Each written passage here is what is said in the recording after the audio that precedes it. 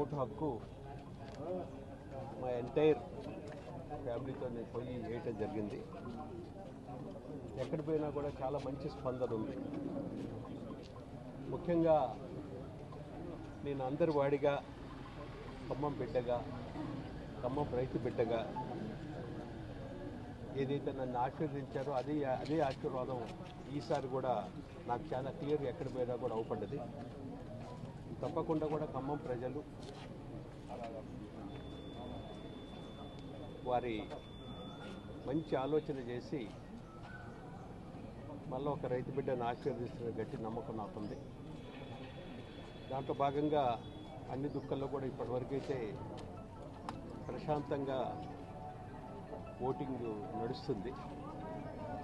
కొన్ని సెన్సిటివ్ బూతులు ఉంటే అవన్నీ కూడా నేను కలెక్టర్ గారి దగ్గరికి కలెక్టర్కి ఇవ్వటం కూడా జరిగింది 3 రోజుల క్రితమే.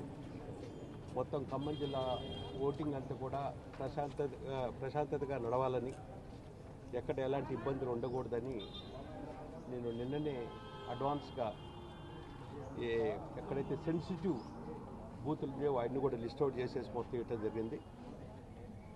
నేను ఇక్కడ ఉన్నటువంటి పోలీస్ సిబ్బందికి అదేవిధంగా ఎంప్లాయీస్ అందరూ కూడా చాలా జాగ్రత్తగా ఓటర్స్ని అందరూ కూడా ఓటు వేయించే విధంగా జాగ్రత్తగా చూసుకోవాలని, ప్రశాంతంగా సాయంత్రం వరకు అందరూ ఓట్లు వేయాలని.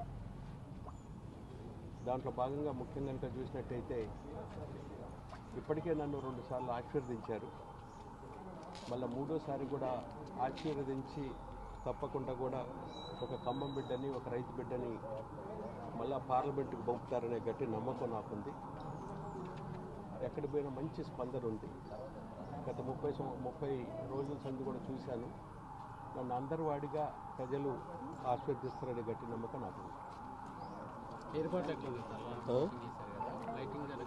కొద్దిగా అక్కడక్కడ లైటింగు, ఐప్యాడ్ అంటే ఈ పెట్టే సిస్టంలో ఈవీఎం ప్యాడ్స్ పెట్టే సిస్టంలో కొద్దిగా ఇది ఉంది. కొద్దిగా చీకటి అక్కడక్కడ ఉంటే ఇప్పటికే కొన్ని విషయాలు చెప్పాను. ఇంకా మిగతా అన్ని కూడా బూత్లు అన్నీ కూడా చూసి ఇటువంటి ఏదైనా ఉంటే వెంటనే అధికారుల దృష్టికి తీసుకొస్తాను.